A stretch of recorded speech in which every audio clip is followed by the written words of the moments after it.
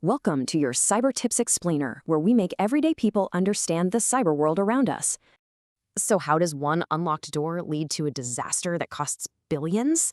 Let's get into it. Yup, a staggering 15 billion yen. That was the bill for brewing giant Asahi after a ransomware attack. And it wasn't just money. Their modern systems were toast. They were literally back to using pen and paper. The point of failure? You know it. Just some old, outdated remote access technology. So in response, Asahi didn't just patch things. They completely ripped out their old VPNs. See, that VPN was like an open highway for attackers to move sideways or laterally, infecting everything. So if that old front door is obviously broken, what's the modern way to lock things down? Well, let me introduce you to the guarded gateway. It's a brilliant little thing called a jump host. Think of it like a super secure bouncer at the front door of your most important digital rooms. First, you prove you are who you say you are. Then, everything you do is watched. Simple.